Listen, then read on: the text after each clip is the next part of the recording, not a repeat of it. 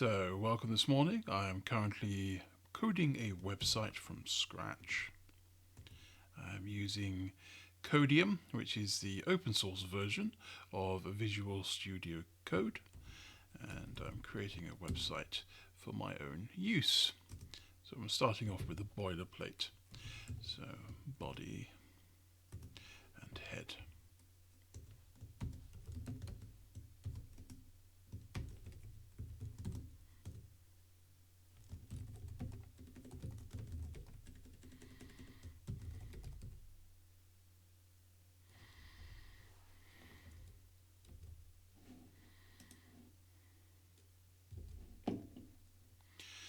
You should be able to monitor the progress of the website using the little preview window. So basically what I'm doing now is just creating the file structure.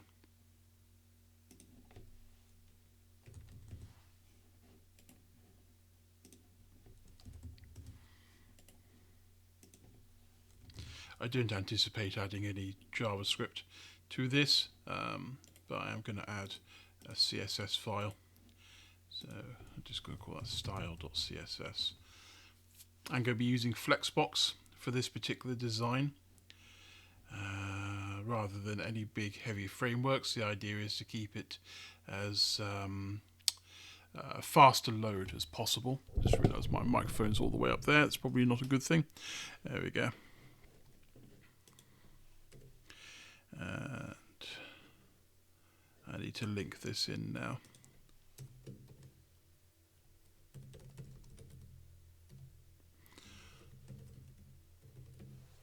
So rel equals style sheet and href equals css that style.css.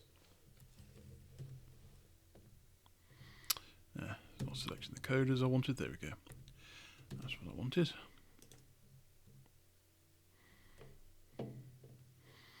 So this is a very basic HTML5 boilerplate. You've always got to have your doc type. Actually, I need to also set the language to English. So lang equals en. Then we got head, body. When I design a body, I always like to use header tags. I always like to use main, and I always like to use footer. A lot of people just use divs, but HTML5 became a very semantic language in that tags had more meaning than they did previously than the average div did. So I tend to use mains, and I tend to use sections to divide stuff.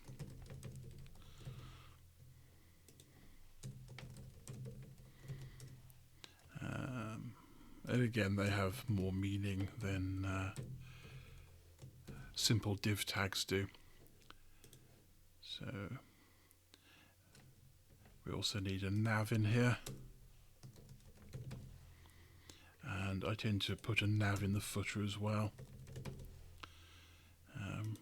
Probably need an address, but I'll do that later on if I decide I need it. This is literally a website being built from scratch. I'm not going to use any frameworks. I'm going to use Flexbox for my formatting. How would I get a program to execute code outside a computer's RAM on an Arduino? You can't, as far as I'm aware. If you're going to run a program, you need access to memory. There's just no way around that. I'm going to put the H1 in here. That will be Foreman Learning, which is the website I'm developing. This is a production website. This will actually be going up to sell my books and courses that are upcoming. We'll just put in the basic links for now. I'll just put in some href equals. This will be index.html and home.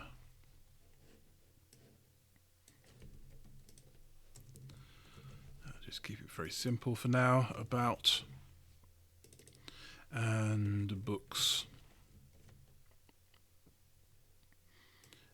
these will go to IDs because this will be a single page design.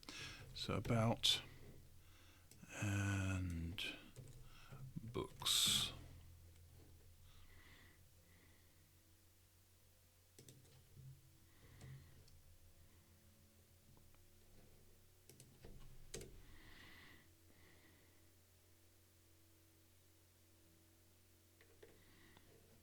I just reread your Arduino question. Anytime you run the code directly on the Arduino, you are running it on the Arduino's RAM. You're not running it on your computer's RAM. So as long as you're compiling and executing the code on board the Arduino, you're not using any of your system RAM. The only RAM you'll be using is related to your IDE and all that kind of stuff. Sorry, I misread your your question the first time round. Right, so let's save that and update the website. So now we've got a very basic heading. We've got some links. In the footer, we're just going to have a copyright notice. So I'm just going to do copyright 2023. I need to add the copyright symbol. So it's going to be at copy and that. And then all rights reserved. And then if I refresh that, you'll see that it's updating. And I'll add some content which will expand that out. This is going to be quite a basic website. I will come back and I'll do a better design later on, but right now I want to get something up. I also need to add meta description.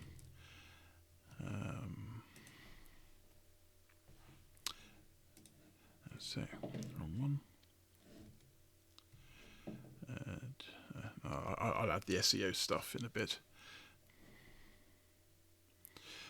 Can you say no, that's the same one?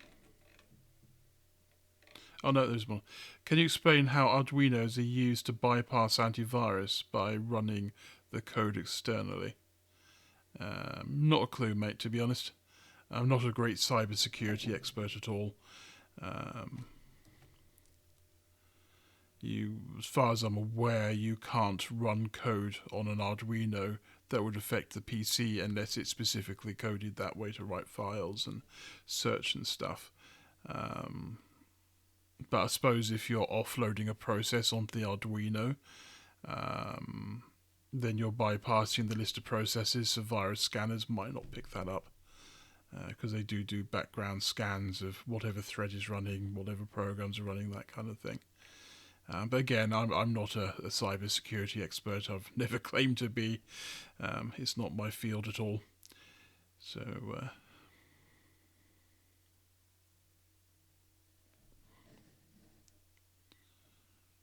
I also don't do much with the Arduino. I tend to be a Raspberry Pi guy.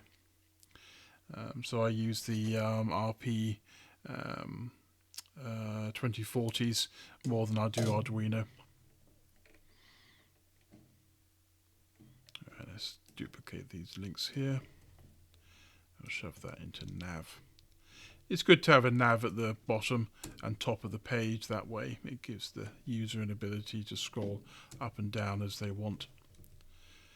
And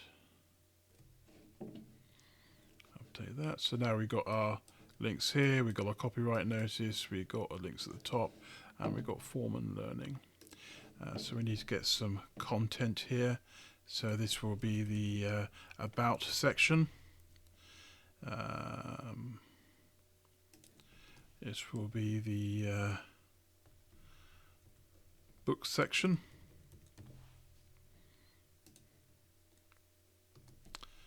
And that's about it really. That's the only two sections I need right now. Again, I'll make this a bit more complicated over time. And about and books.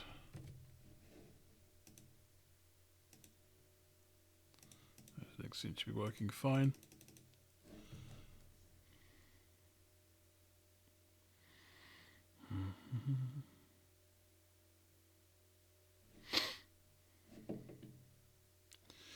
So now I need to write some content really.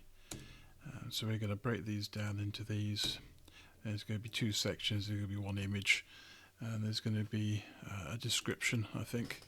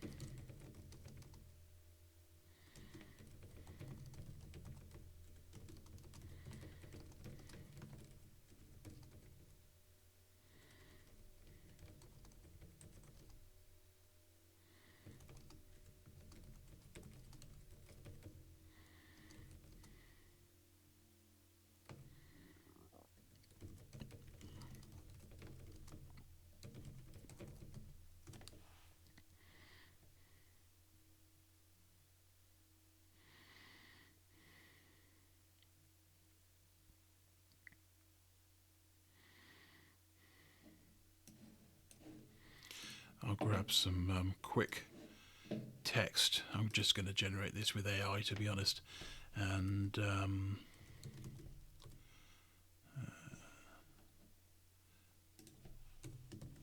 it's quite early at the moment, so I'm probably not full energy right now. Right, let's get these paragraphs in there. So I just generated this quick paragraph using ChatGPT. This will get changed later on as I read it through properly and tailor it to what was going on. Right, let's go to end here.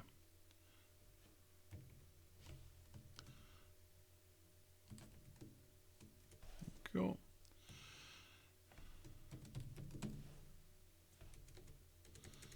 No, badge computer, badge. Do what I say, not what you think I want.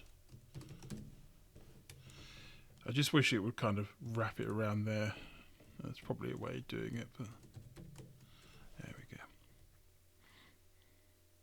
You have absolutely no idea what anyone's talking about. Ask questions. I'm here to answer your questions. If you don't know anything, I will be more than happy to answer something.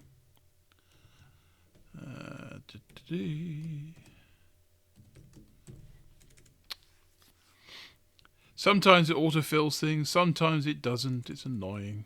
There we go.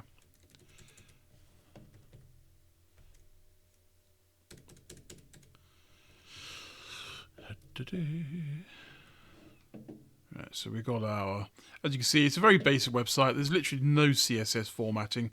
I always begin constructing websites using content. So content is always the first thing that I worry about, what that content looks like.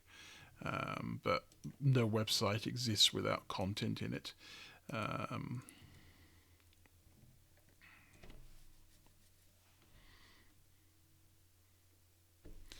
need to find a nice photograph, nice friendly photograph of books, I think.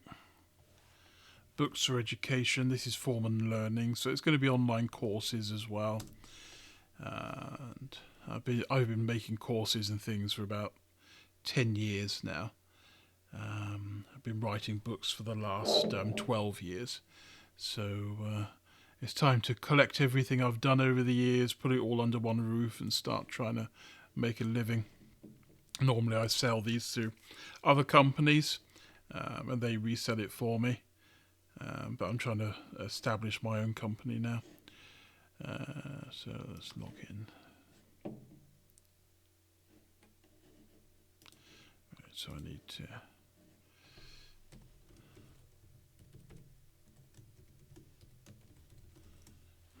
There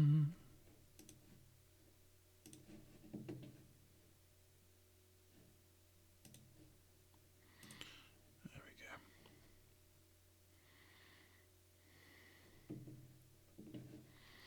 So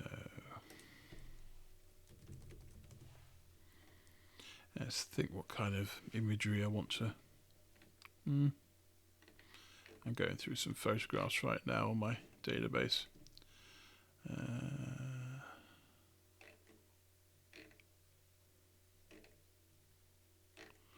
Primarily going to be books to start with, so I'm going to look for something with books.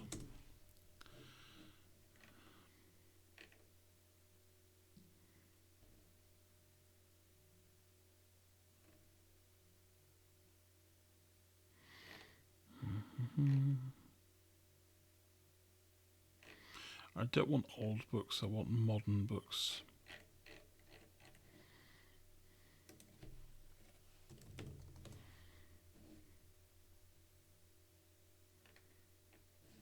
That'll do. Okay, we'll grab that one. And I need a reduced resolution version because you don't want heavy images.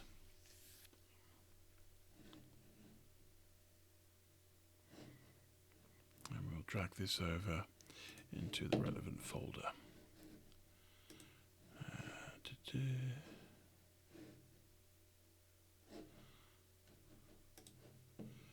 going to be in my Foreman websites, foremanlearning.com, image, there we go.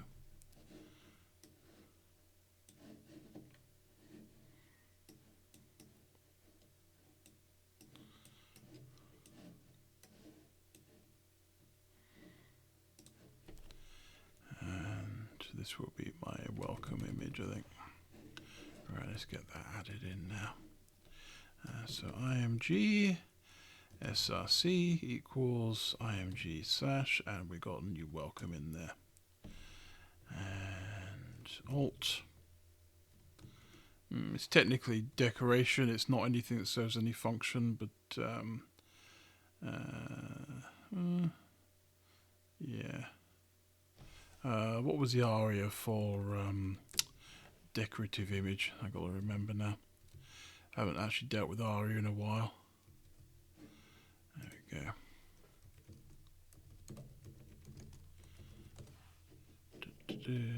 Decorative images, there we go.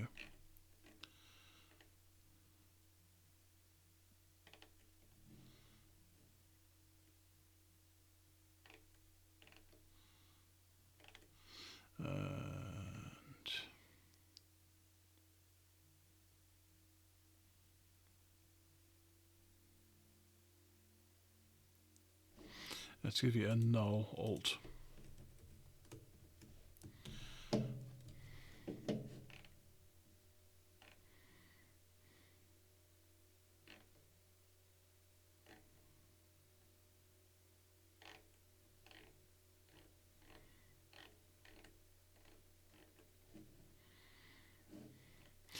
Decorative, we don't add any information to the content of the page. For example, information provided for the page might be JSON text, image, etc. Cases, null, alt, so they can be ignored by assistive technology such as screen readers. Yeah, text values are these. Alt. Okay, so you just add a null alt. You used to have one.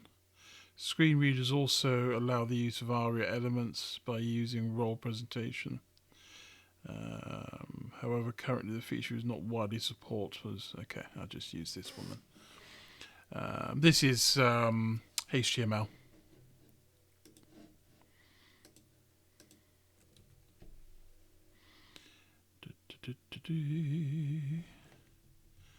Right. There's the image. I've got enough there to start formatting things now. So let's jump into CSS. Open.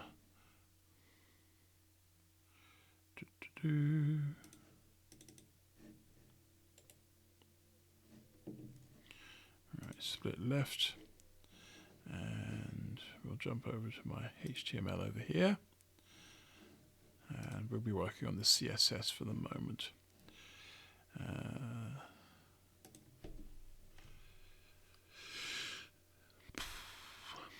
So I always start with HTML body, and the first thing I do is margin 0, if I can spell margin correctly, margin 0.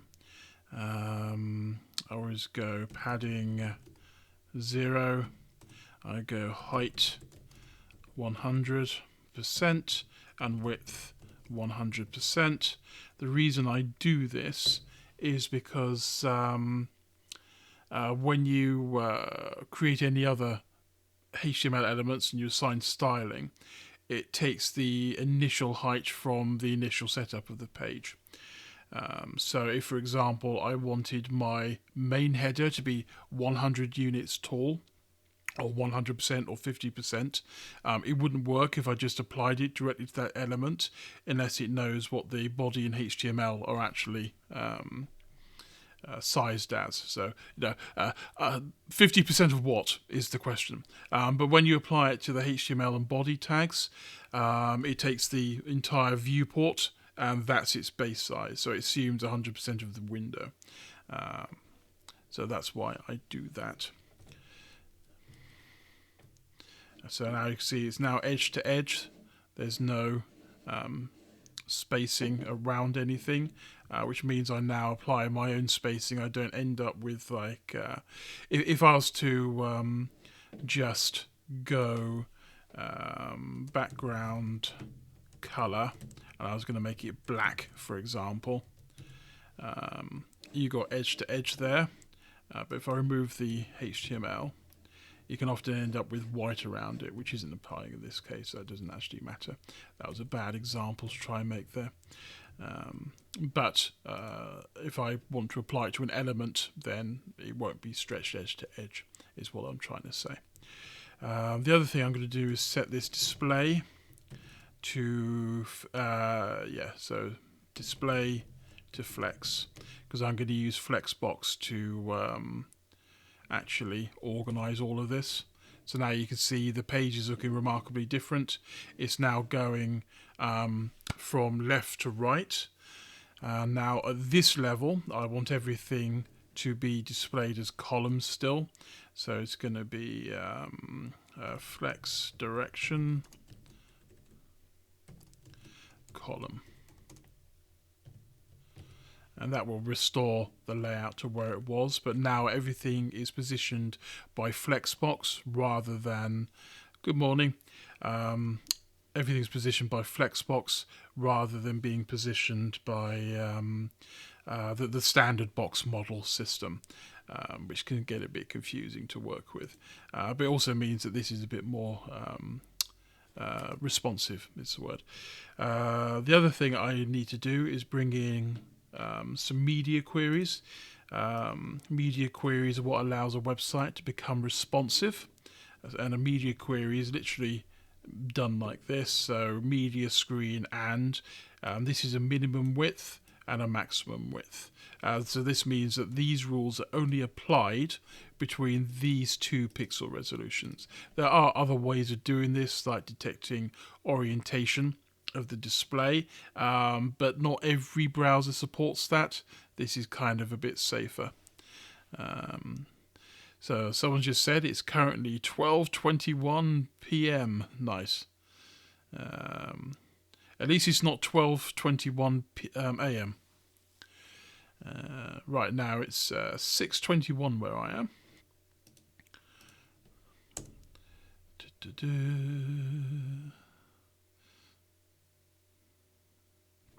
Actually, no, my computer tends to misreport the time for some reason. I haven't fixed that yet. No, it's 7:20 here. So I'm in the same time zone. So yeah, these media queries, I tend to set them up for very specific resolutions. So I'm going to take some old setup code and I'm going to strip that down. So this will allow me control over individual resolutions. So I'm just going to clear these out. This is from an old website I did.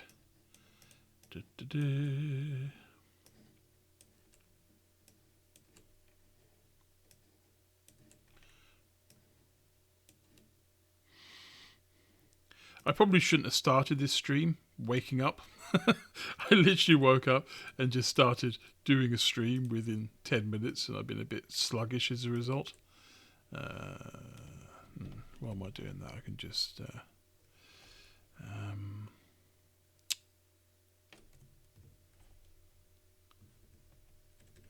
whatever. It's normally right at the top of the list, and I can't be bothered to remember what I was searching for, so I'll just do this for now. There we go. So as you see, I've got some very specific resolutions set up.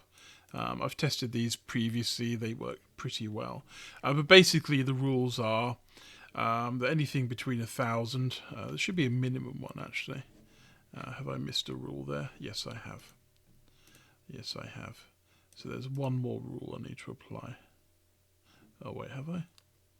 Min width 1,000.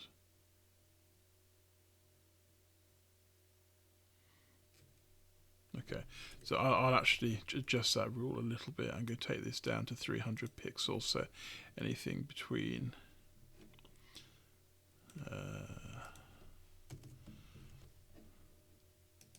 you go, 300 pixels to 9999 px. So now I've got responsive rules that will come in as the display shrinks down. That's formatted it better now. Should have just saved it. So these will be empty until I decide what I need to do with them. That will be the latter part, but I add them in there because sometimes I forget to make the website properly responsive. The Flexbox does a reasonable job of keeping things responsive. It's really only when you're snapping from a big view down to a small view that you want things stacking on top of each other rather than appearing side by side, and that's the main change, certainly with Flexbox. So yeah, this one will handle everything very low resolution, then anything between 1,000 and 24px. Now this one will just apply to everything over this resolution. So you notice I haven't got an and statement there. I don't want to do that with this one because it can interfere with other rules. So I just keep it nice and simple like this. So everything's now set up as flex, and I can start applying some rules to things. So the first thing I want to do is take care of the heading. So we're going to have header. Whoops. Let's try the right one, shall we? Header rules. Display flex. And flex direction is going to be row, which is the default one. I don't necessarily need to set it like that, but now you'll see that well, it might not be able to, it might be a bit small, but what was once below the heading right here is now beside the heading.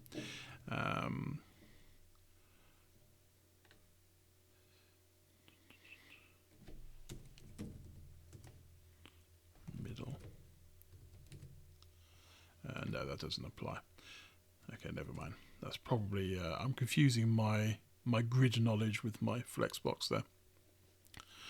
What would you like to build with C++? Games mainly. Okay. Me wanting to carry on learning C++.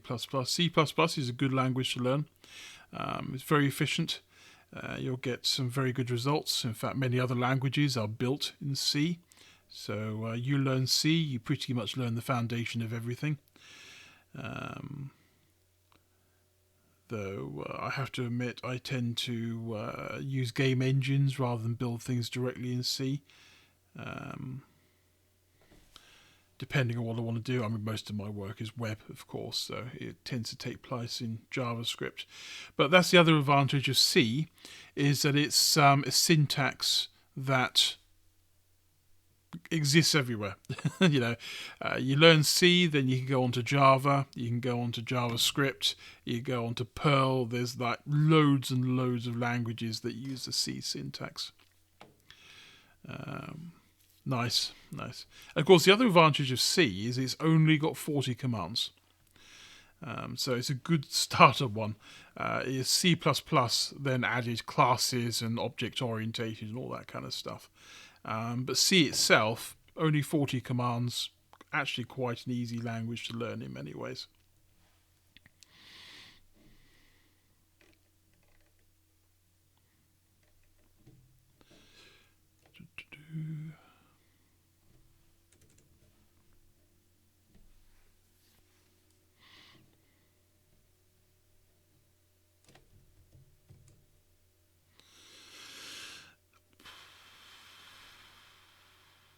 Right, so let's get this. So we're in about. We've got a div there. So I need to go. I'm not going to target it by that. I will literally create a proper class name. So class equals side by side. Let's just do it that way. Save that. Dot side by side.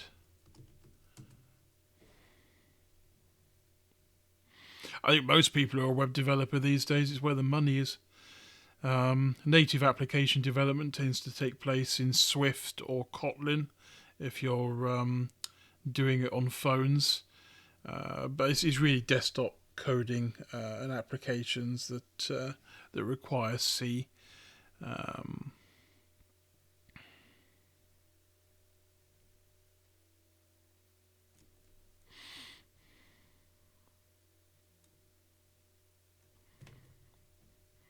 I should have had a plan when I started all this. There we go. Yeah, so I just want this split down one side, which you can't see because it's currently full screen. But I've got image on one side, I've got text on the other side. I want to bring them side by side. Display flex. So now that's brought it side by side. I want to reduce the size of that image, so I'm going to give it a lesser imperative. So it'll be this will be mine's going blank now. Yeah, so we're dividing this into two parts basically, and I want to adjust the ratios. The text size is pretty small on this.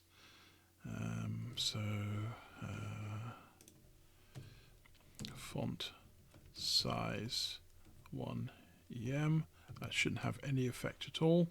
That's what I planned. So go 1.5 EM. That's now too big. There we go. So I've just adjusted the global font setting. I've made it 1.25 times bigger than, or 25% bigger than it normally is. Thank you. I'm glad you enjoy my videos. I still have a ton of simple desktops out with Visual Basic 6. Visual Basic 6 is good. I like Visual Basic. Right, this is the other thing I need to do is add a padding because I disabled all the paddings. So I'm going to make it 0.25 EM. Save. I haven't actually applied the class, that's why that's not working. I don't need that, I need flex 1. There we go. And this will be side by side. Class equals side by side. So now you've got that column set up there, which I didn't want because oh, why am I applying it there? I'm an idiot. I've already applied it at the top. I'm applying it to the child item, and I should be applying it to the parent container. So what I basically need to do is adjust this image. So save that. Yeah.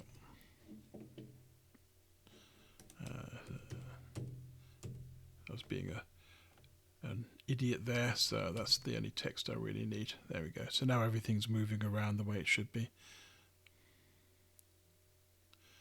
I I'm trying to use EM instead of Pix. I'm trying to do everything by font size. That way, if I want to adjust everything globally, I can just adjust the base font size for the entire page, and then it all cascades down the page. But if I decide I don't like that later on, I can always change it. But I am using EM on purpose.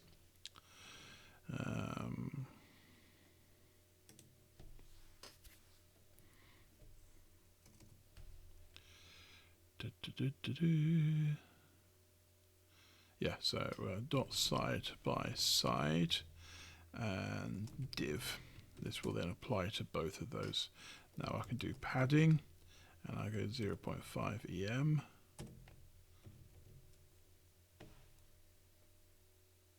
Yeah. And now we've got padding around everything, so that looks a little bit more natural. And again, I can just adjust the font there. And as I was just saying to Chris there, you got padding adjusting, but if I adjust this base value here, so if I take this base size, that also then affects all the padding across the page. So it's a relative thing that then progresses through everything. I think I'm going to keep this website fairly clean, fairly simple to read. It is an e-learning and a book publishing website after all. So header, padding 0.75 EM. Now we've got some padding around there. I need to get those other elements to flow properly, which I'll do in a moment. I'll probably restyle those as buttons, actually, those links, so there's a bit more visual appeal there. But yeah, you can see the basic layout of the website is now starting to take form. So this isn't a complex website at all. It's just going to be a simple placeholder while I take my time to come up with a better design. So on that basis, I'm going to keep it as simple as I possibly can, which will make it very accessible to people as well, to be honest.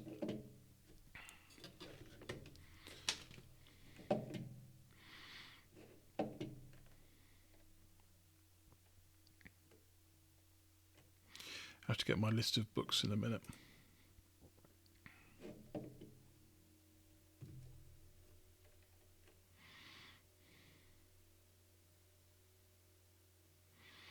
What did AI actually come up with? Because I didn't write this. Let's see what it says. We are your premier destination for cutting-edge learning resources and website development software. Our mission is to empower you to reach your full potential as a developer. Yeah, nah.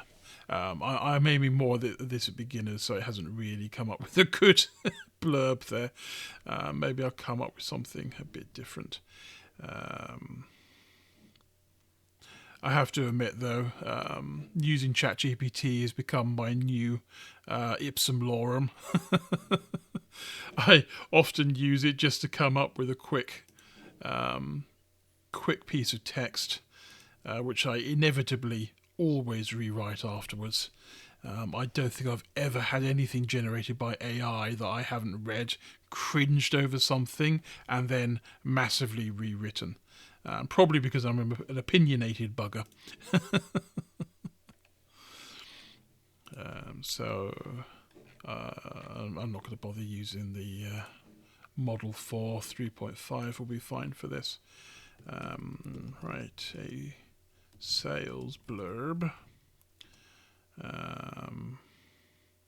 about an education, no, about a...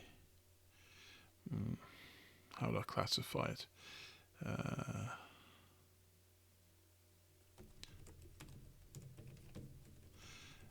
Educational book publishing and e-learning development company that specializes in entry level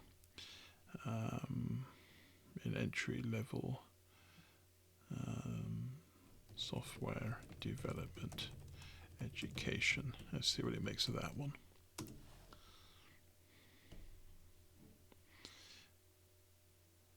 Okay, that's pretty long. That's not what I wanted. I wanted a sales blurb.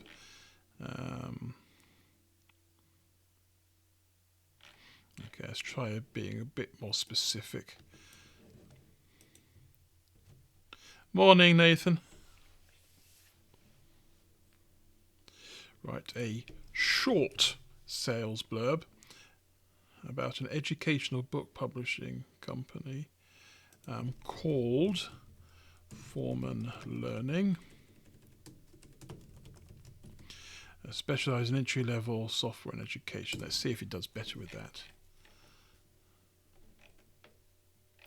Yeah, no, okay.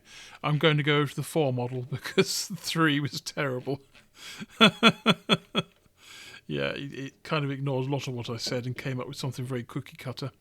Let's try that again. Same on ChatGPT 4. That's better. Okay. There is actually a marked difference in the way 3.5 and 4 handle text. It wasn't understanding a short sales blurb. It was coming up with a long article. But ChatGPT 4 did understand short sales blurb. So what did it come up with? Experience the power of insightful, accessible and interactive learning with Foreman Learning, your trusted partner in entry-level software development education. That will probably have to be changed, but it's good enough for now. We pride ourselves on providing top-notch educational books and cutting-edge e-learning solutions designed to break down the complexities of software development into bite-sized and understandable pieces. Whether you're a newcomer to coding or an educator looking for resources to inspire students, Foreman Learn. You know what? That works for me. That's good enough. I'm not a good sales writer. Never have been. And at least that one's got some energy into it. But yeah, okay. So ChatGPT 3.5, like I said earlier, crap. Even though I didn't say that earlier. I said it's good enough, and it wasn't. So there we go. Right, so let's update that now. Save that. And update it. There we go. So we've now got a simple block of text. I don't like the ratio of image to text there, so I'm going to adjust those. And I'm just going to do that by setting 3:1 ratio. So let's just go flex 1, and that's literally just going to be flex 1 and dot flex 2. This will become my sizing means 2. There we go. So we'll try 2:1 ratio. We'll then go over here. The padding's fine. But if I just go here, so why I've got my style sheet over here and I edited it over here. Don't ask me why I did that, other than I'm stupid. There we go. So class equals. This will be flex 2, and this will have a less impetus. So class equals flex 1. I said 1, Daniel. There we go. So now we should have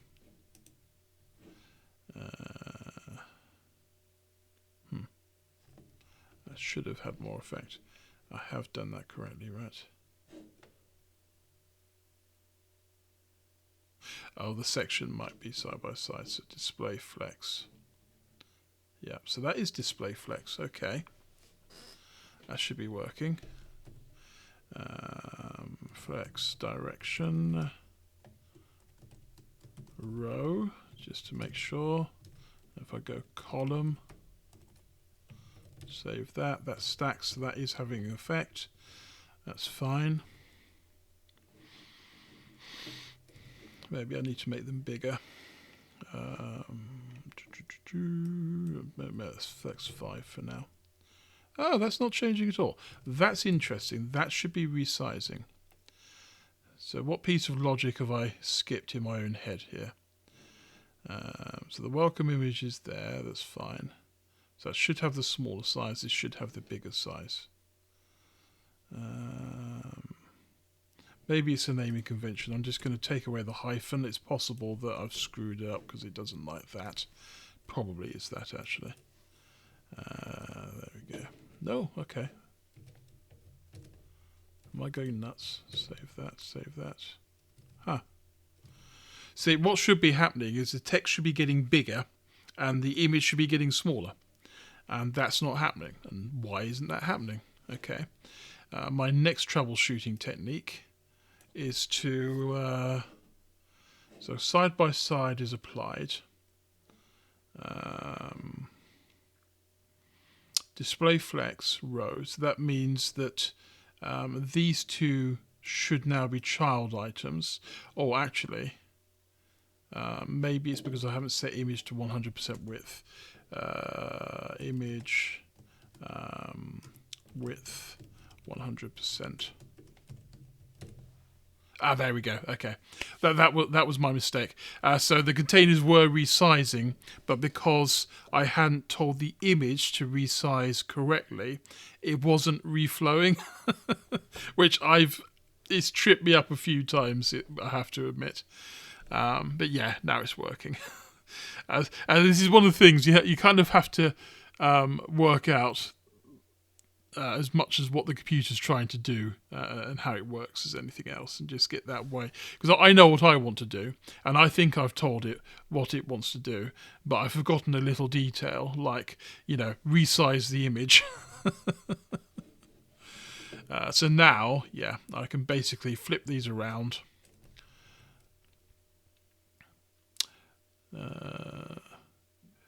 Okay, mate. See you later, Sweezy. Thanks for joining.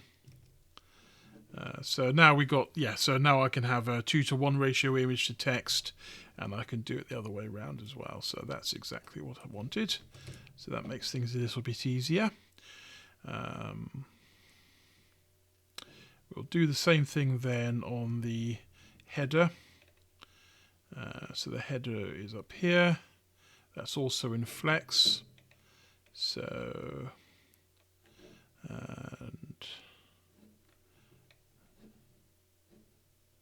class equals flex2, and then the nav class equals flex1. So now you get a bit more spacing between everything. I want some more spacing in the nav bar, so I should start formatting that really. So this is going to be header nav. I'm going to put a padding in nav of 0.5 em, and I also want to put some padding in nav a. So padding it's going to be 0. No, I'm going to call it 1 em.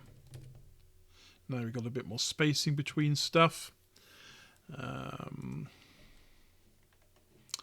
Nav is going to be flex as well. So nav display flex. There we go. So that's now in line the way I wanted it to be. Right. Text decoration none. That gets rid of the underlines on everything, which I do need for links, but I don't want them all the time. You know what I mean. I want to create a selected. No, actually, I won't bother with that for now.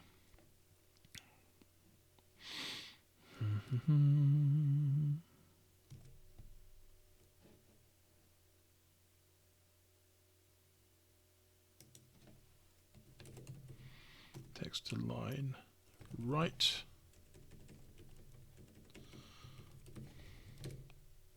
No, that didn't work. Okay, never mind. I can take care of that with some extra flex containers and things if I want to.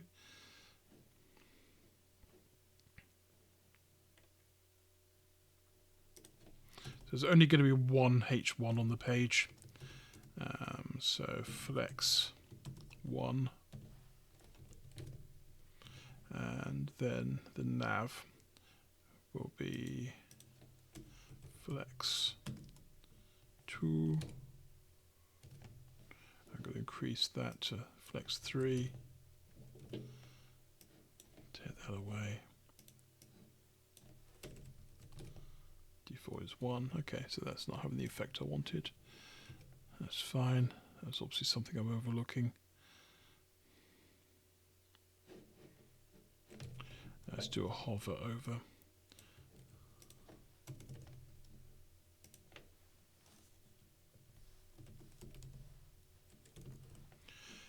We'll have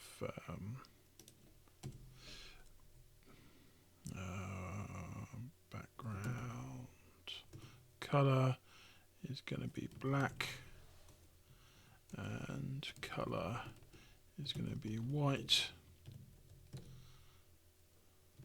and this is going to be color, oops, a daisy, black. Okay, so we now got some nice black text there that looks like everything else, which you really shouldn't do, but when you hover over it, it will actually highlight the way it should. I'm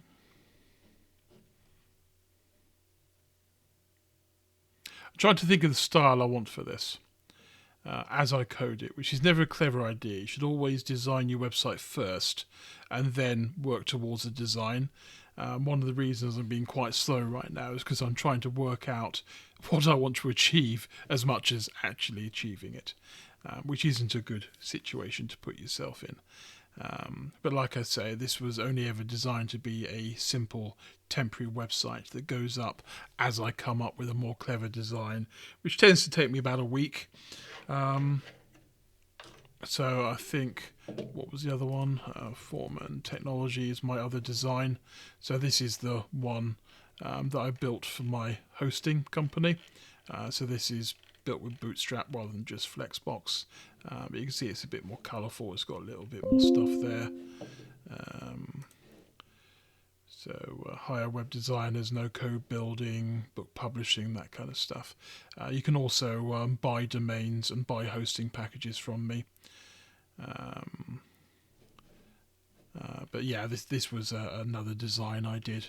I try to go as simple as I can throughout my designs because it's easier for people to read and understand. And often when something is a bit cluttered, it tends to be a bit more difficult. I'm going to increase.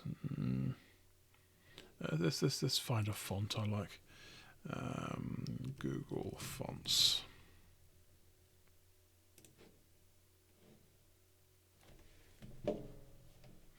Should definitely go for this one. This will make the website really, really readable. I might just go with Roboto, tends to be my default. Why are they coming up with all these symbols today? I don't want symbols, I just want the nice right, categories. Right, I want sans serif, I don't want display, I don't want handwriting, I don't want monospace.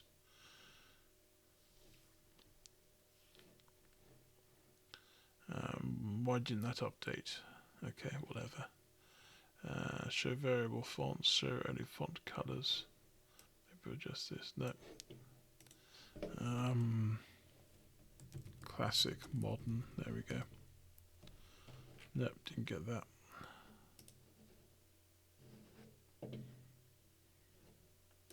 Short by trending. Who on earth is downloading a font like that? Why is that trending? I can understand the Japanese. Most populars go for that.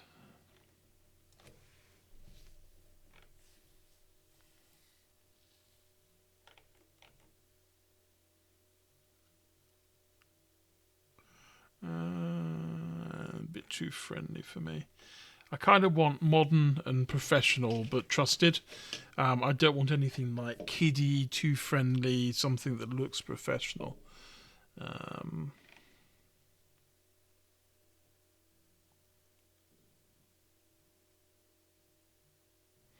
There we go for that one. I could again change it later on. And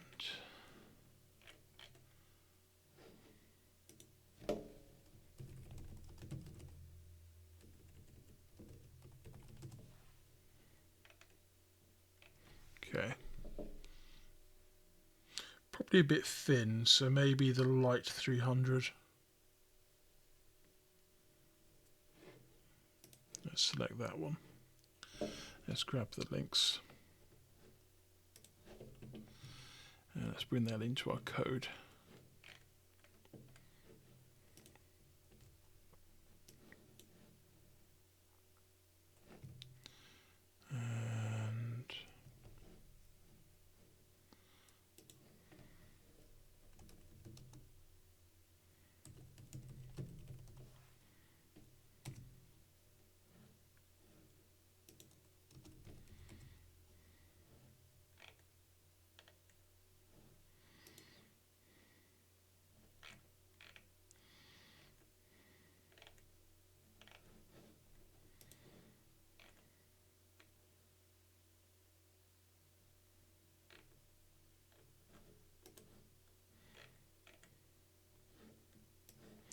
And I need to set the viewport and stuff. I also haven't set the character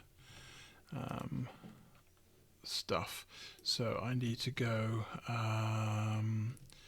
meta character set, and I need to set that to UF8. What else do I need to do? I need to add description, keywords, author, and viewport. I'll use the viewport. This will help with mobile phones. Good morning. You have walked into me writing a website, basically.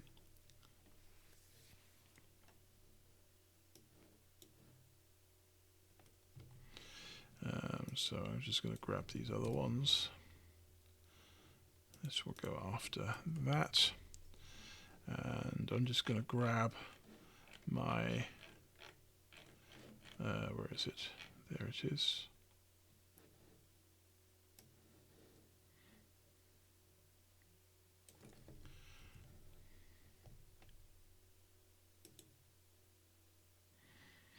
If you want to buy a domain name, just go to formantechnology.com. We sell them over there. We also sell the full hosting package. And the books for you to learn by if you want them.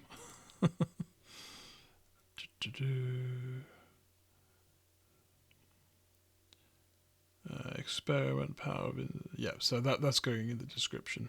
I forgot what I was doing there. Content, there we go. I appreciate any business that comes along. So keywords. Let's see if AI holds up. See if it can generate me some keywords.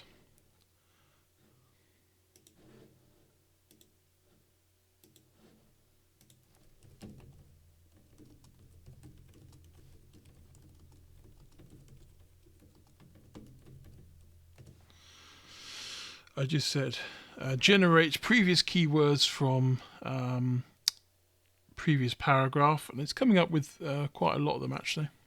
There we go. We'll just take those. Again, I will put more effort into my SEO later on. Right now, this is just a quick and dirty website.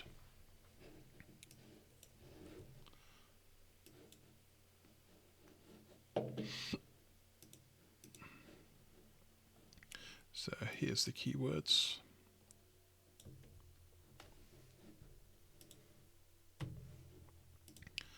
Put a comma after all of these.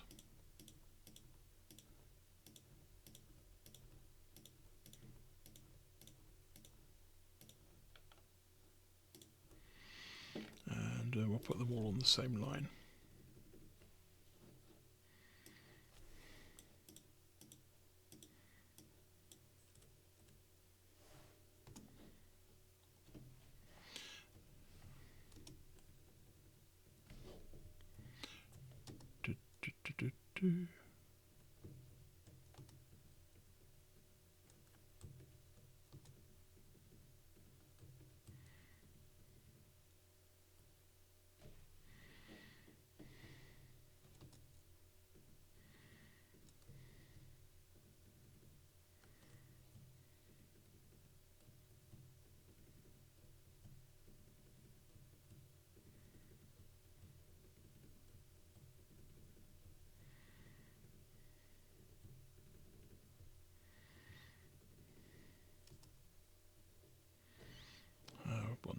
Inspiring coding students. Not a great one, but I'll take it for now. As I say, I'll go through all of these properly later. So author is Daniel Foreman. Technology Limited. Try and get my company up there a bit. Yes, this side is HTML, this side is CSS. And if you have any questions, please feel free to ask. I'm more than happy to answer. Right now I'm using a Flexbox model. Let's bring that back up. So this is the website I'm currently building. Very basic. I'm not putting a lot of design work into this right now. And eventually there's going to be a big button in the corner which allows people to log into my e-learning platform, which is under construction right now. But right now, because I've got about 7 or 8 books published, I want to bring them all under one roof. So I'm just creating a very quick website to try and get some of the SEO going while I design what should be going on. So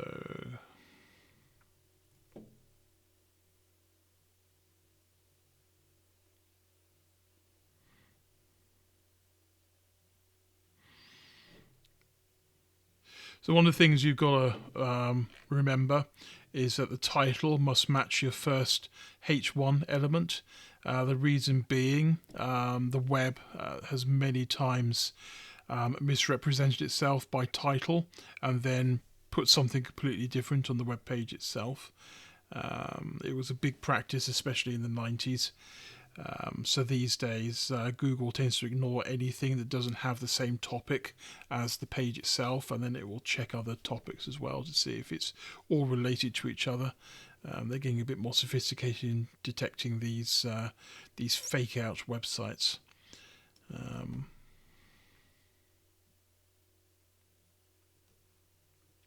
I think I want that image a little bit bigger, so I'm going to create an extra one. Oh, I've got those reversed. That should be 1 and there. Yeah, so let's reverse those around. Let's get that right. I was doing that while I was troubleshooting, but I'm also going to have the 1-5. So adjust that one to 1-5. I think it works with classes. It's going to be 1.5. There we go. Okay. So, no, that didn't work very well.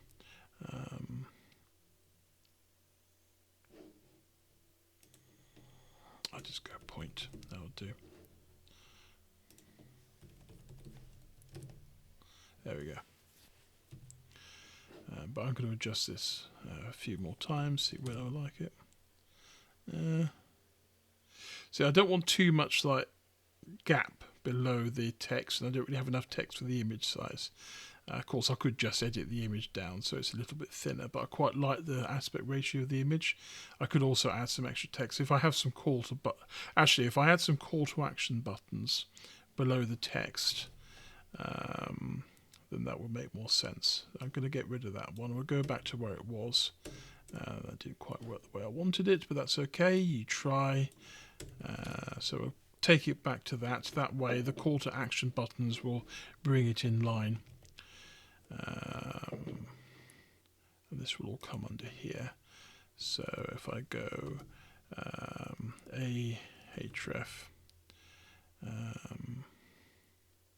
I'll just go blur for now. I'll change it later on. Call to action. I'll generate a call to action later on. I'm going to give it a BTN styling as well. I'm going to create the BTN style. So BTN. So padding is 0.5 EM. I'm going to text decoration none. Try that again.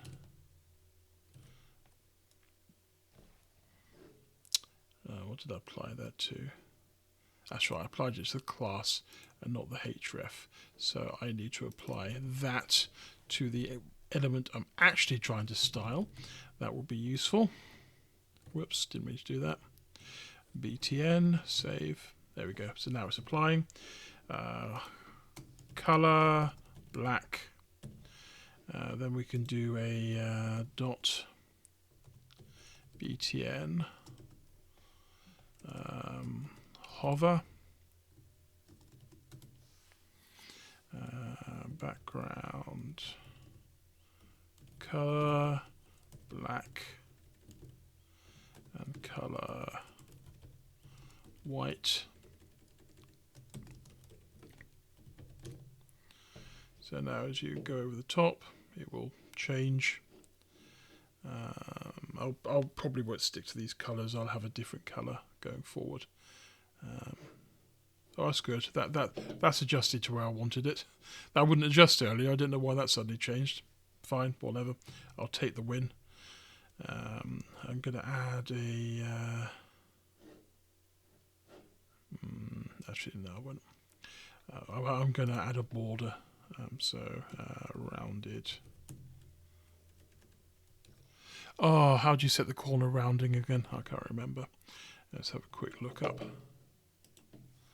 Round.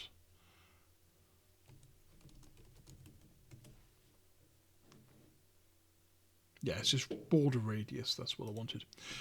Border radius. Give it 10%. See how that looks.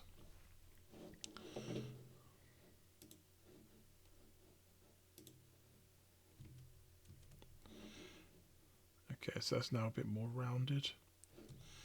I'm going to give it 15%.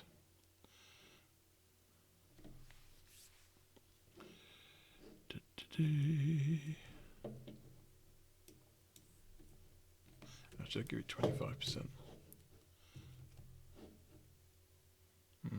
Bit lopsided.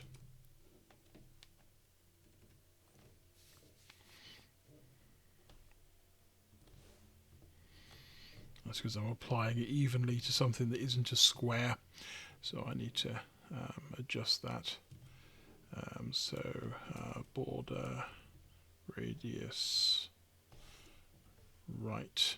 So I'm going to increase that one to 20%. See how that looks.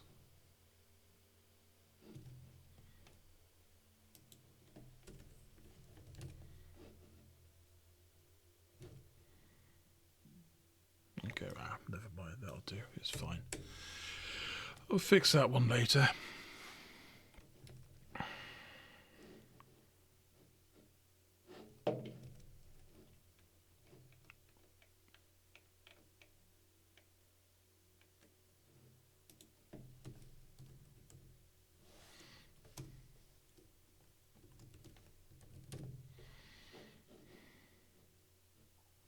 Yeah, that one looks better.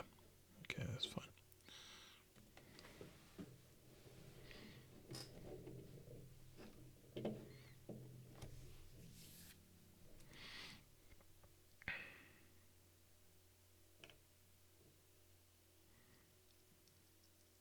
So now I want to generate some cards that actually feature my books.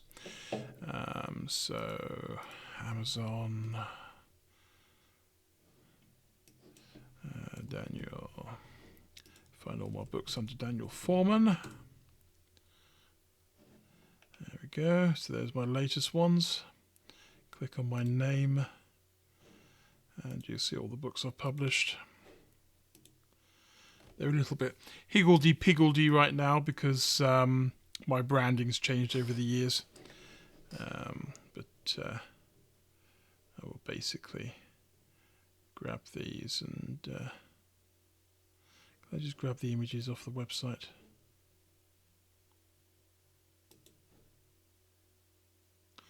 Looks like I can. I'll just do that for now.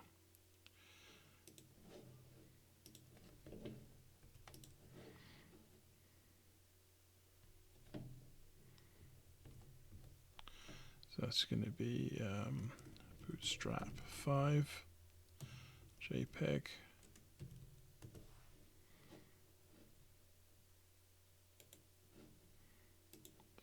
images.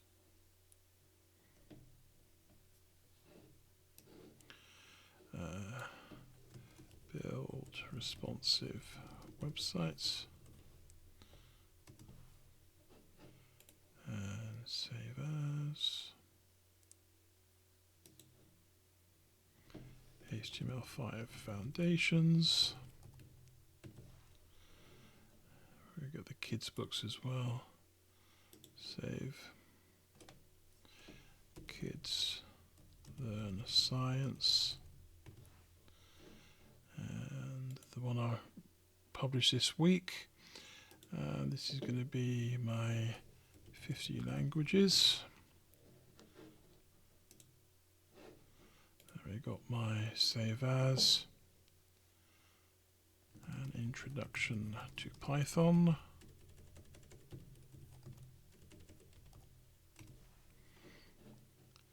And save image as.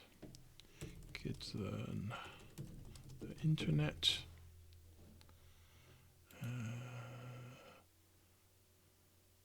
Save image as. Build a business website fast. Save as. HTML5 essentials.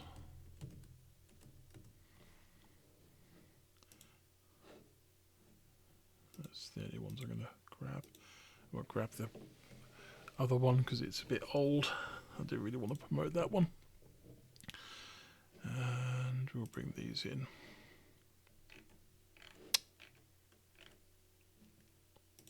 Section books.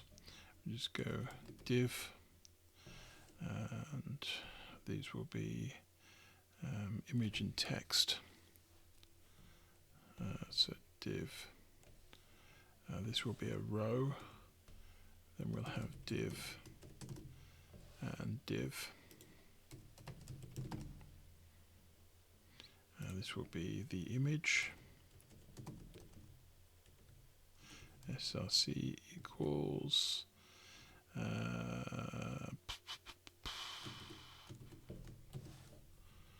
image slash.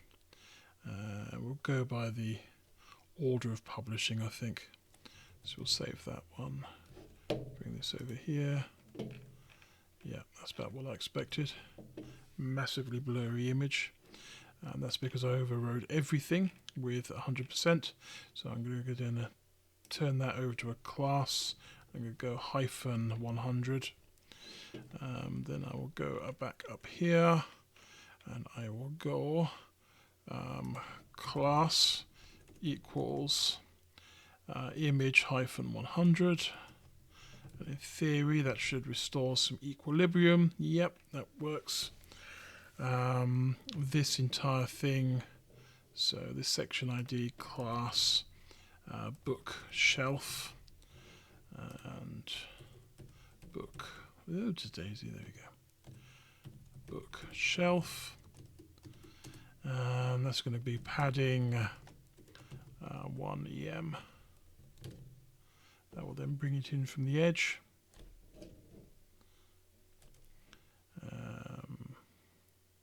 So we got some very small thumbnails going on here. So yeah, I won't do it quite the way I was planning originally. I'm just going to put some images there for now, and then I'll resize those. So let's just get the images in there, then I can work with it. Image, src equals, and again img 50 languages.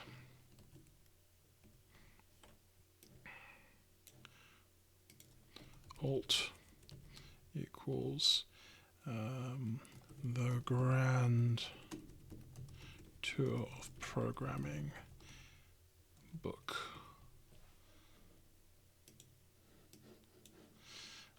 We put alts in for two reasons. First of all, if an image is ever broken, it will give it a text description instead. Secondly, for anyone with disabilities, people who are blind, who can't see a display, they need the extra text to know what on earth was there that they can't see. So this will be that's introduction to Python. Bootstrap 5. MG. Build a website fast. G. Whoopsie daisy. There we go. IMG equals build responsive websites fast. Done that one. Build responsive websites. And HTML essentials. Foundations. Kids learn science. And kids learn the internet.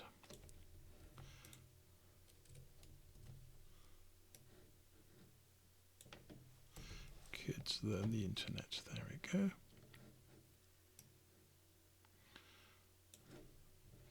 Adjust these. An introduction to Python 3.10.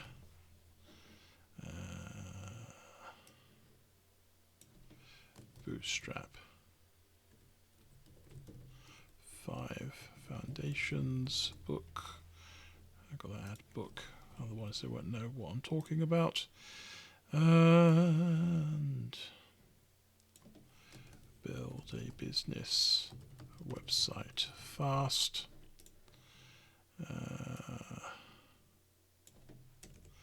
Build responsive websites with HTML5 and Bootstrap 5.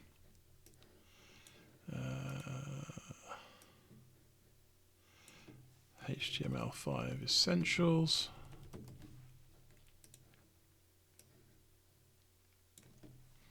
HTML5 foundations.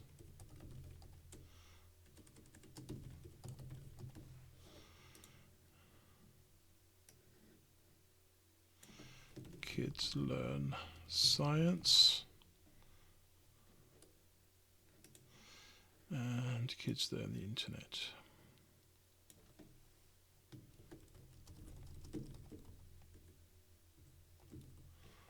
There you go. So refresh this. Now we've got all those books there.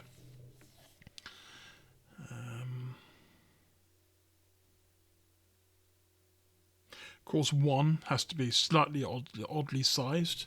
That is how life works.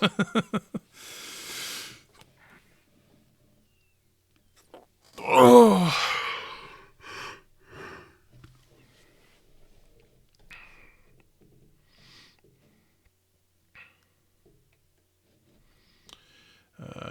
For now, I think I'll turn these into links.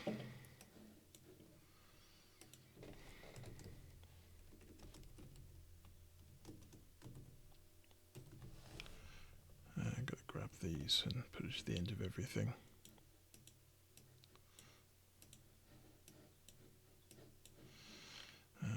Each one of these will receive a landing page eventually, but again, trying to get a very basic website online.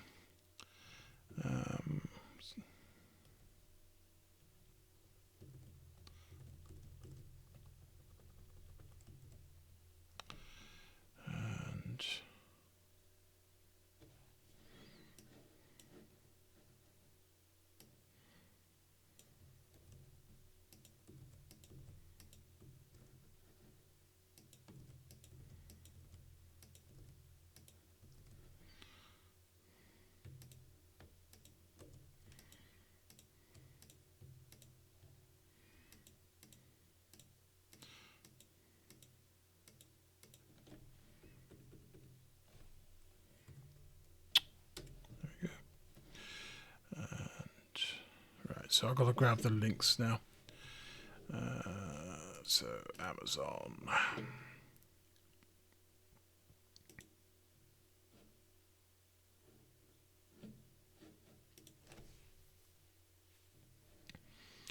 Text.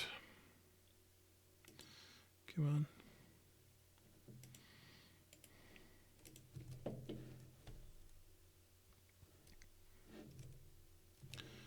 was the responsive websites one.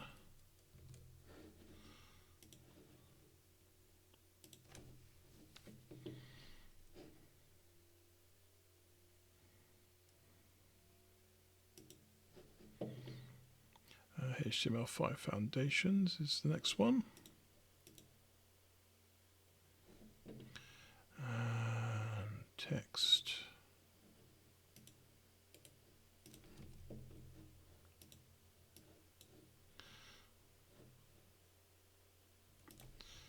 That one.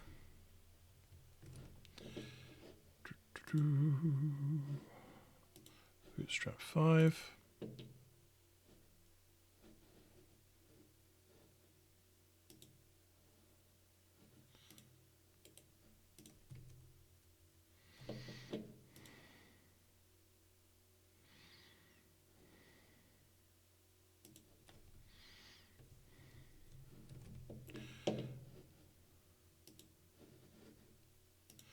Kids Learn Science.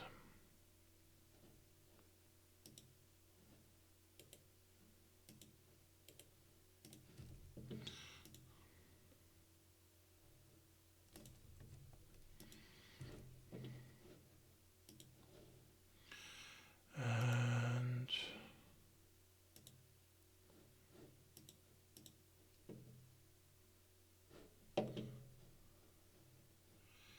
my grand tour of programming.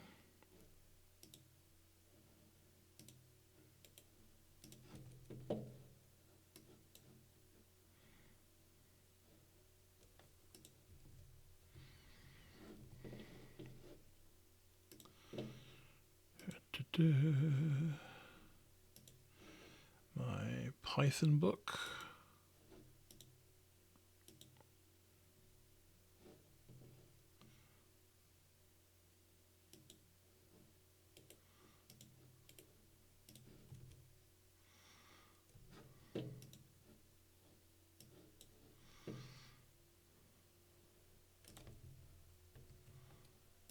Just a couple more to go now, I think. 3 more. Okay.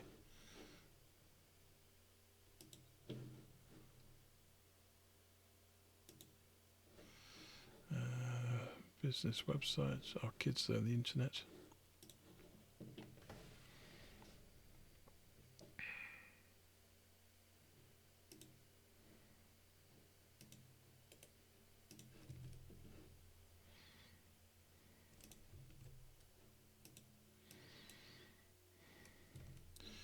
HTML5 Essentials.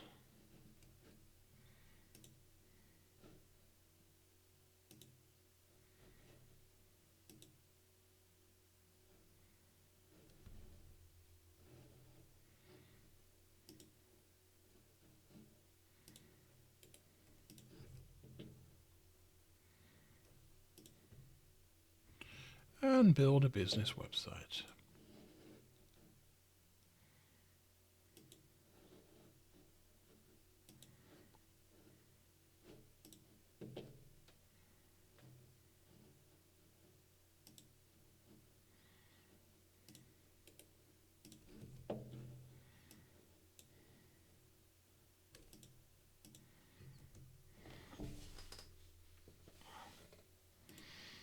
Save. There we go.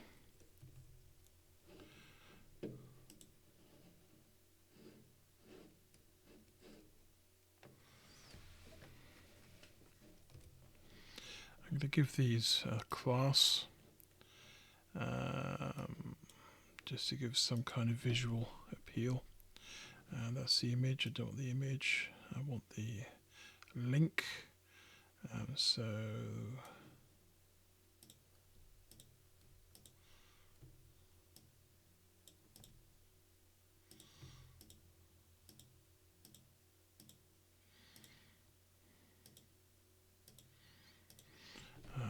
class equals book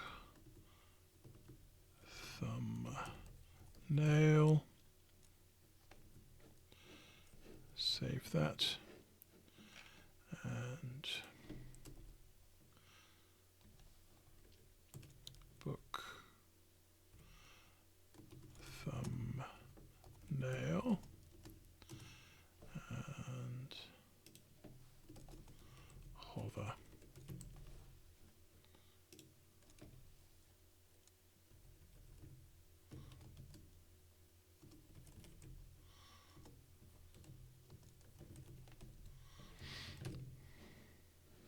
So now as you hover over them, it will underline them.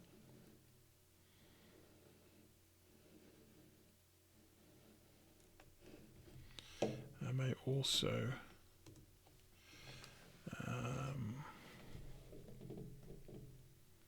no, that's probably good enough for now.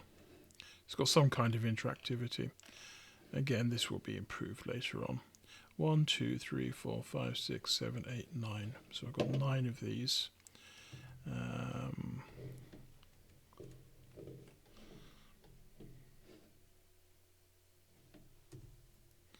Flex 1. And no, I don't want that when it's there, so I need a new one. Book underscore thumbnail.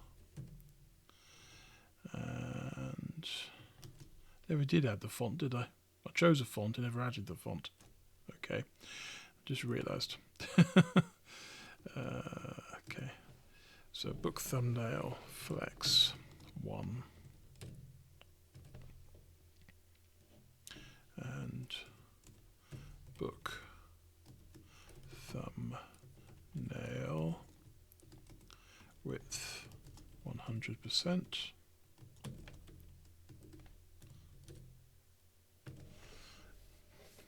I need to say IMG after that. Okay, that's what I expected. So we've got all these things here. Section class equals bookshelf.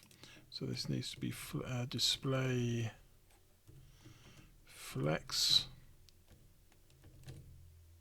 There we go. So that's now evenly distributed everything across the page as I intended.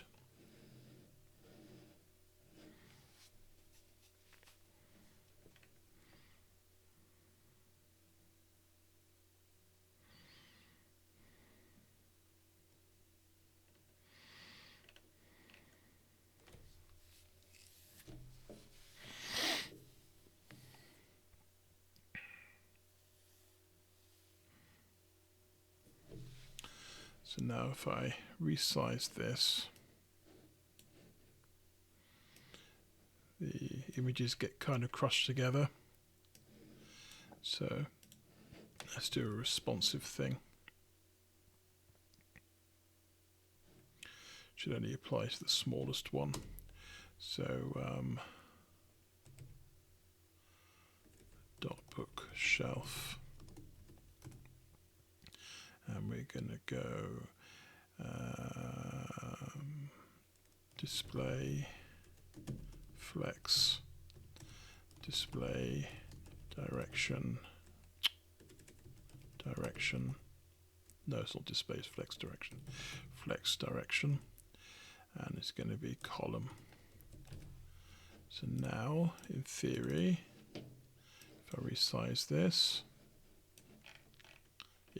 it now resizes to a column rather than that. I need to get some higher quality images. I've got all the book covers somewhere, so I'll do a better job of those. But again, I can apply this to main about.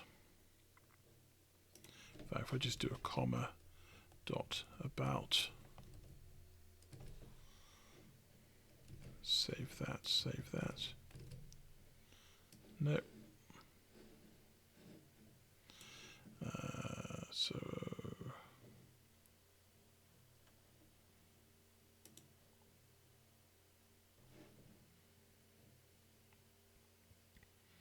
no, side by side, isn't it?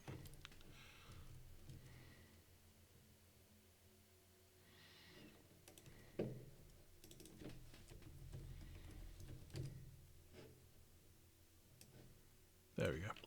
So that's now reflowing. Right, that call to action needs a border around it.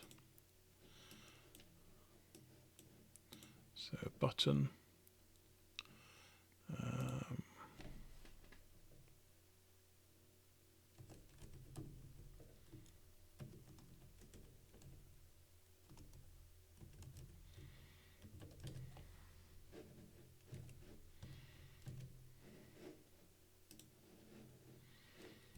So why is that not taking effect? Call to action, class BTN, border 2P. Oh, solid. I need to add solid there. There we go. So now we've got that. Now it looks like a button.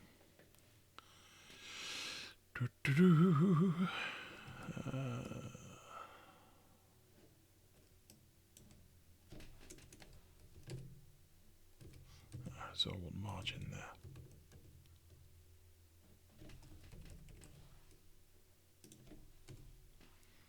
I might go dotted actually. Nah, solid's better. And margin left, 1 EM. Margin top, 1 EM.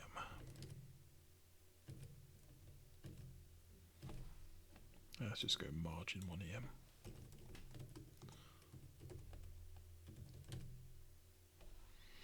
Interesting. Am I not saving it?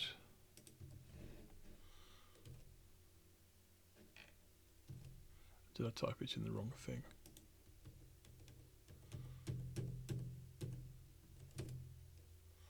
Okay, that's better. That's where it was.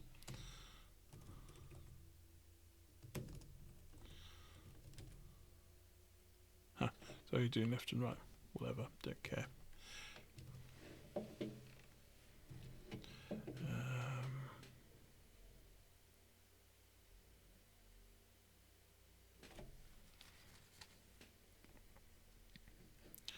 Put a little title there actually.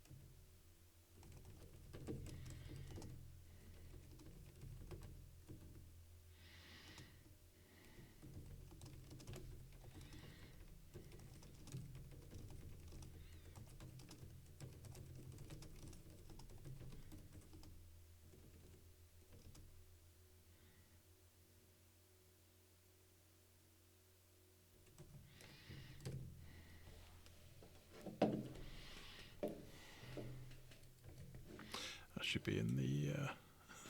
That shouldn't be a title. That should actually be in the button. That would make more sense.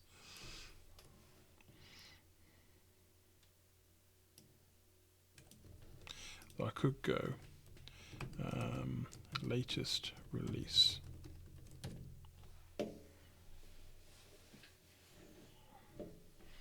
Though it might be better to actually put the book there. It'll do for now. Again, I'm going to come back and revamp all of these.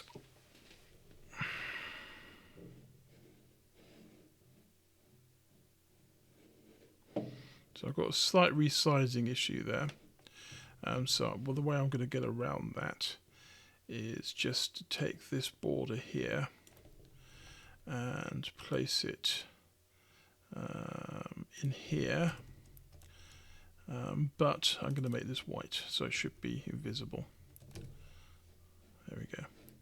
That gets rid of that awkward everything shifting around.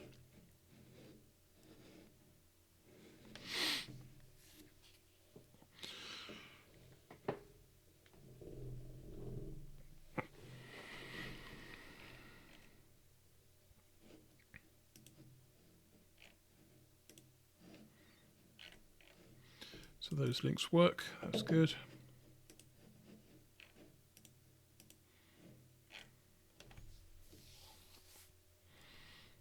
All right, let's change the copyright message. Copyright Foreman Technology Limited. This is worthy of a link, href equals www.foreman.tech. Let's do a HTTPS. HTTPS www.forementechnology.com and close that down. Snap that over here. There we go.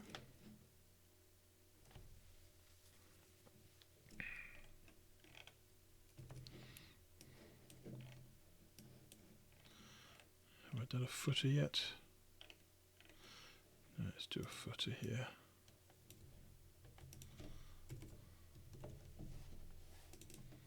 Actually, I'll just duplicate this.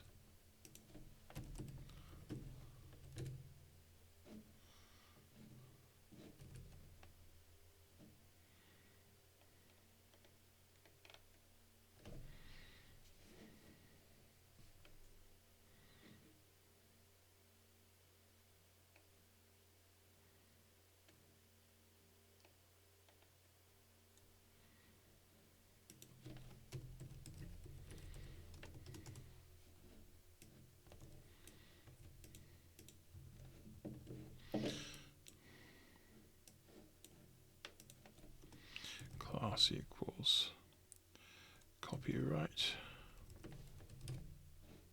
There we go. So now I've got this over there. That's looking a bit better.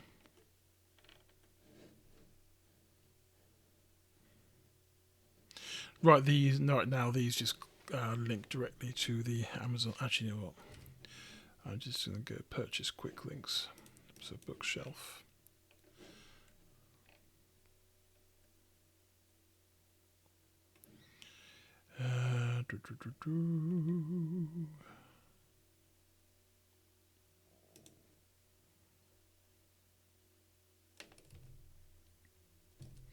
Yeah, so I can put a heading here. Actually, no, I'll put a heading above.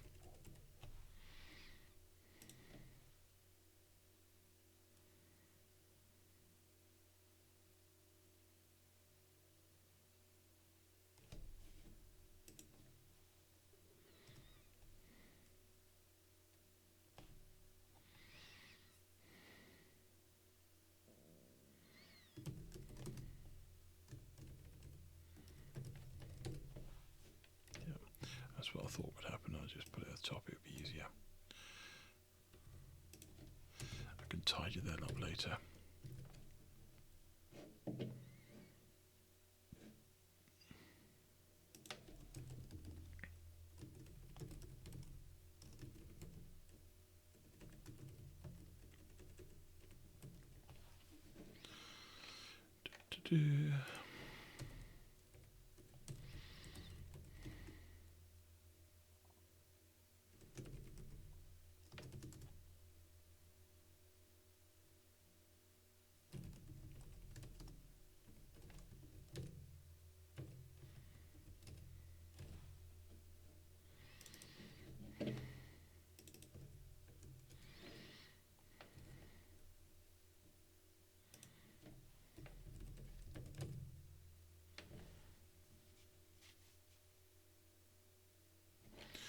Font, that's the other thing I was going to do. Did I ever paste that in? Yes, I did.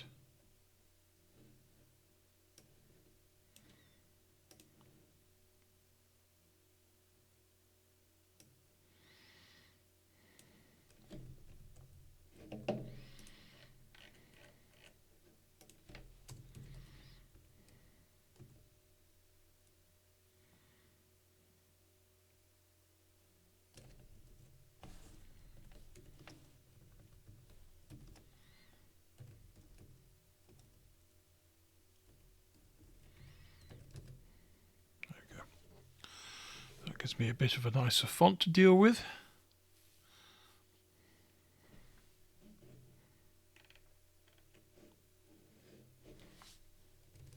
I'm going to call that bookshelf quick links.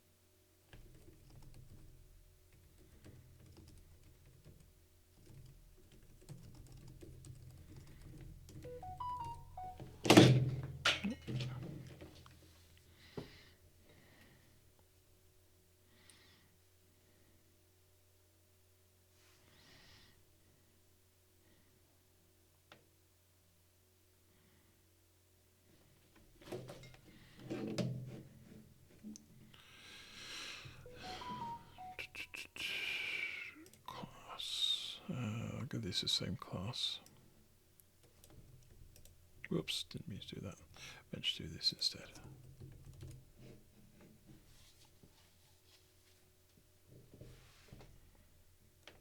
Actually, I'll put this at the bottom.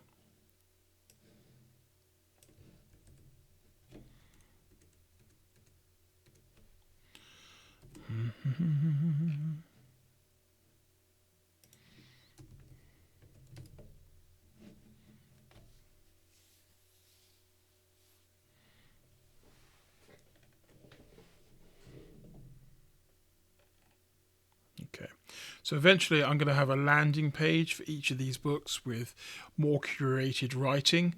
Right now, again, the goal of this is to get something up quick, starting to trend on SEO while I work on better designs for things. I think this is a nice, simple, clean layout. Responsiveness is okay. I need higher resolution images.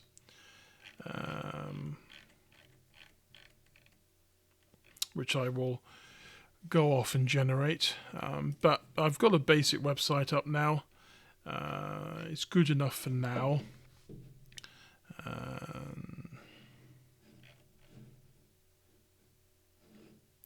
There's probably a few accessibility faux pas. Oh, actually, let's do an inspect.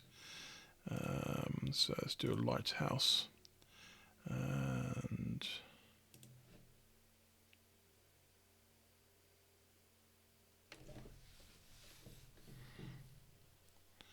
it'll do a quick audit for me, and I can see all the horrible places I've gone wrong. Good, 100% accessibility. Right, best practices. Performance, that's probably due to the local server. HTTPS 5 insecure requests found. Okay. Oh, okay, so that's from my plugins. That's nothing to do with the website itself. That's because it's being injected by my virus scanner. So Kabisky Labs, Kabisky Labs, Kabisky, Kabisky, Kabisky. So yeah, whatever. That does not affect anything. Registers an unload listener. I don't register an unload listener, so that's nothing to do with me. Yeah, main.js. I don't even load a JS in this. So I can ignore those. Those won't affect anything. So I should have a website with 100% on everything. I love that. Serving legacy JavaScript to modern browsers error. Polyfills. Okay. Image elements do not have an explicit height and width. Well, yeah, they shouldn't. Don't know what that's from.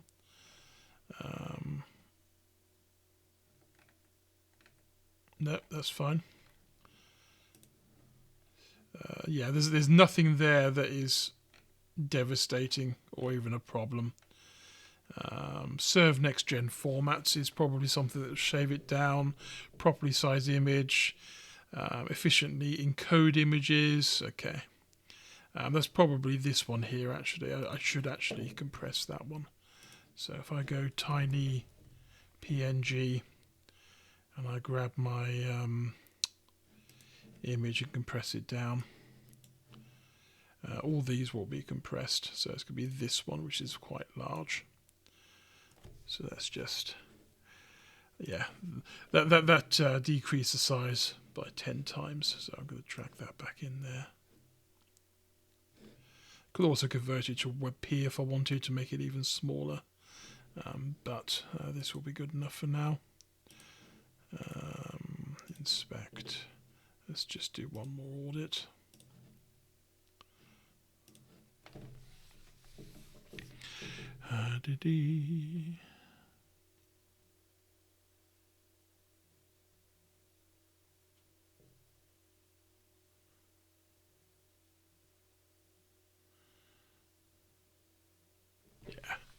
So that got the performance up to 100%. It was just that one image that was oversized.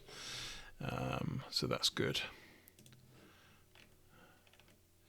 Now I do have a bit of a thing where when it snaps it's fine, but when it's about here, that image needs to be increased in size. So if I go over to this, and that's going to be the snap after, so it's going to be this one here.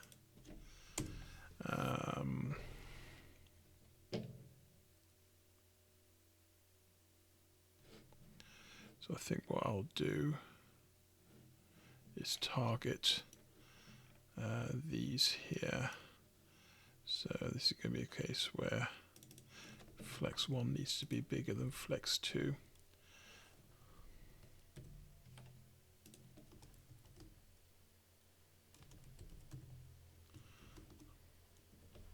Let's just try reversing that, see if it does what I think it will do in my head. Doesn't always.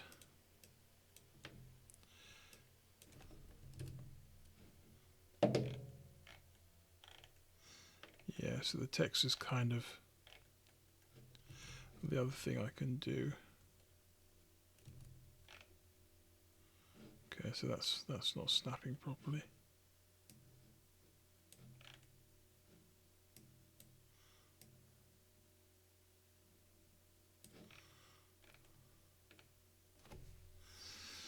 So that one's too long. So what I need to do is go .btn font size 0.5 em.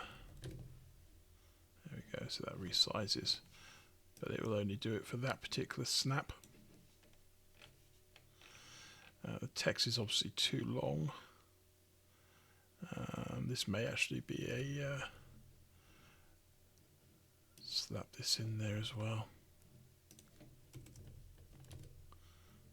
There we go, that solves that. Again, these images need to be redone. I don't actually need this one here at all now. I don't need these because I'm just reflowing it.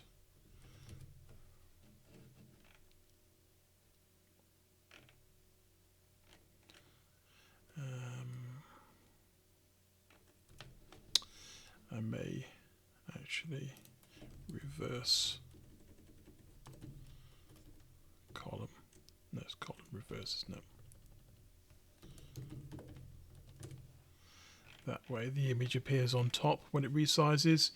You get the text, you get the call to action, and you got your bookshelf.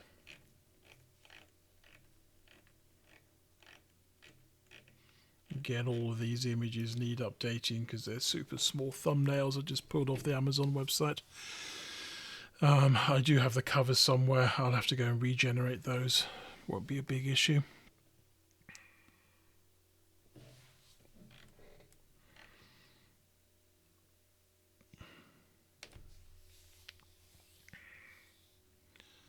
And that's it. So I've got my bookshelf up here. Each one should, yep, so that goes to the right place. That goes to the right place. This goes to the right place.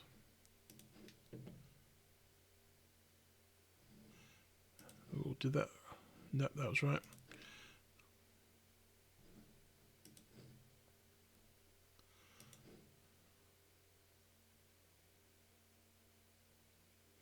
Finally, you're not on a looped live.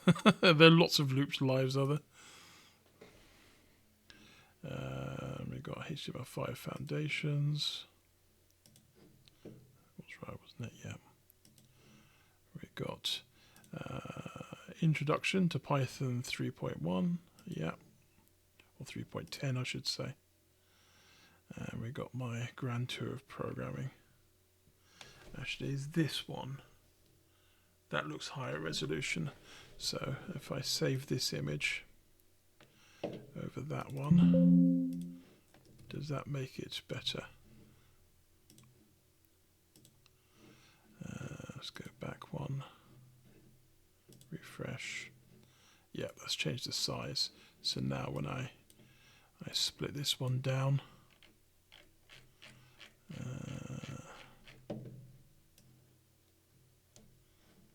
where is it?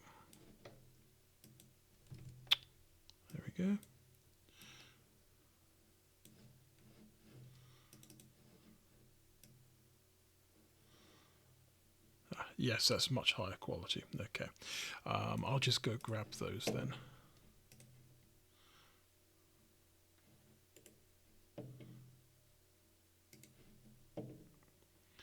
And don't worry, guys, these are books I've published. I'm not just grabbing. Well, actually, it wouldn't be bad. I'll just be making a website that sells someone else's books, which wouldn't benefit me very much. Come on, go back. Thank you. Back from whence thou camest. Save image as. This will go Bootstrap 5. And come on, Mr. Computer. Thank you. What backend am I using? This is just pure HTML. So there's no backend involved at all. I'm literally just linking directly to the Amazon website for now. I'll eventually set up an e-commerce website. I will probably use OS Commerce, something like that, and sell these things directly. But right now, I'm just using Amazon because I have a lot of things to develop and only one of me to do anything. So save image as.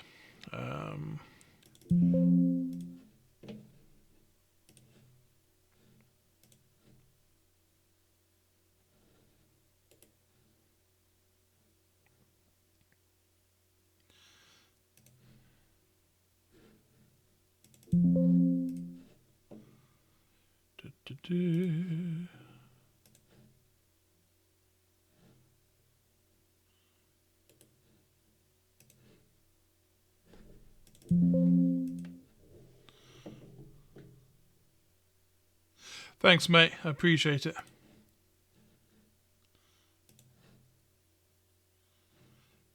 I've put the work into making the books. Now I just got to sell the damn things. The bit every developer hates, actually taking something to market. It'd be so nice if we could just sit here and get paid for making nothing. Sorry, making something that no one else ever has to see.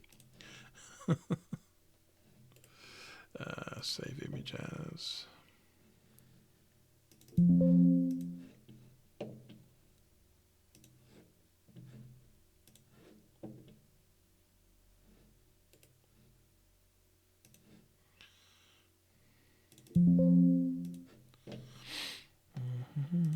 I actually avoid using back-end systems if I can, because I like my websites to load really fast, and I tend to find when you go onto your Joomlas and your WordPresses and whatever the heck else you're using, it adds so much bloat to your website.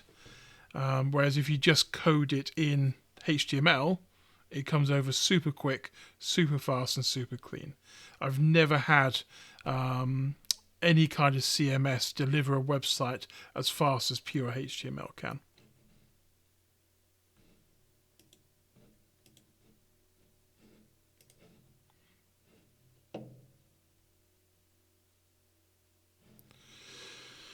Right, so let's go back.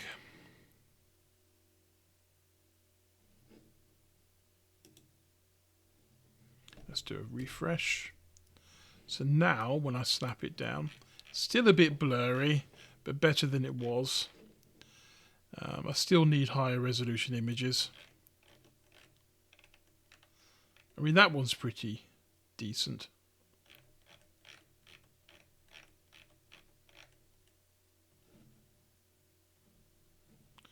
Did I misspell favourite? Probably.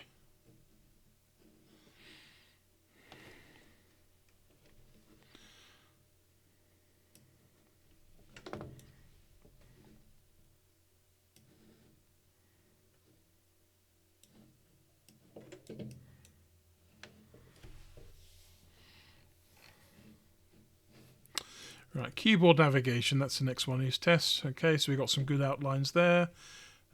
You can see outlines on this. Yeah, that works fine for me. I suppose the only thing I could do is add a what's my quote link. But to be honest, there's so little on the page, it's not really worth it. Skip link is what I was going to say.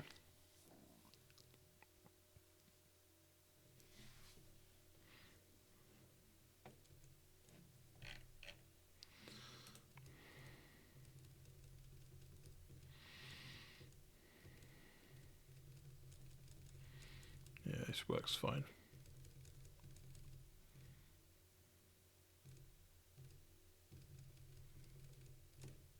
Yeah, that's good enough for now.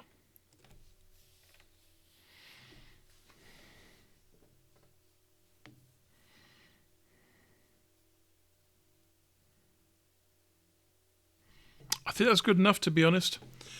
Again, not the world's most amazing website, but it is responsive. It does work. It loads fast. It's got good SEO on it. That's what I need to get started.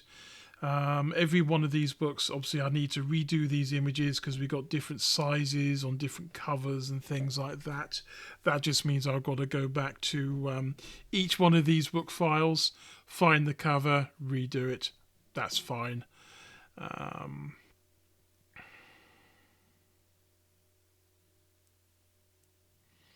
But yeah.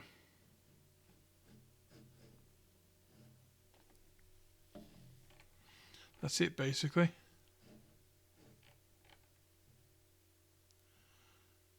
I don't think it's a website that people will land on and go, this is the worst thing ever. And that's all I'm really aiming for right now. If I take another week, I'll design something better. But to be honest, I may keep it like this. It's clean, it's simple, it's easy to understand. Form and learning, home, about books. Experience the power of insight, insightful. Experience the power of insightful, accessible, and interactive learning with form and learning.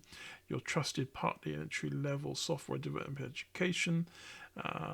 We pride ourselves on providing top-notch educational books and cutting-edge e-learning solutions designed to break down the complexities of software development into bite-sized, understandable pieces.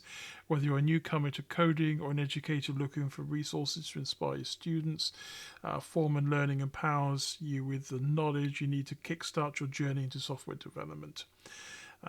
Discover a world of coding through our easy-to-follow textbooks, or immerse yourself in our interactive e-learning modules to facilitate practical hands-on experience. With Form and Learning, take your first step into the future of software development today. That's fine for what this is. I can update it later on. You've got my coding books. I need to work on sales messaging, and I need to do a bunch of horrible company admin stuff.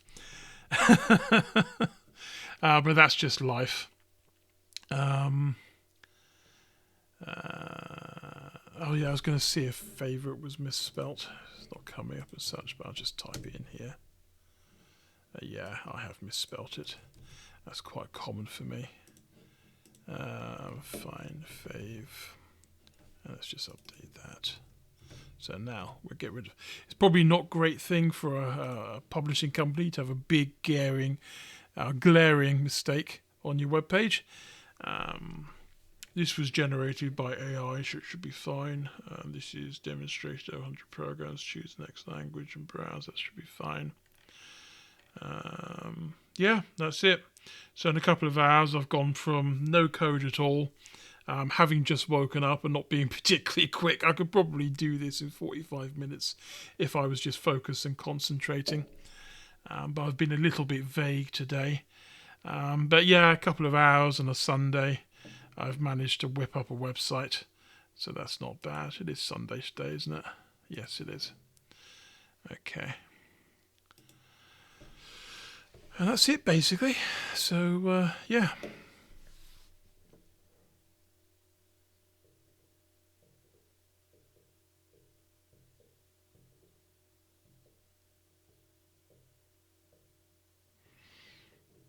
Yeah, that's about it, really.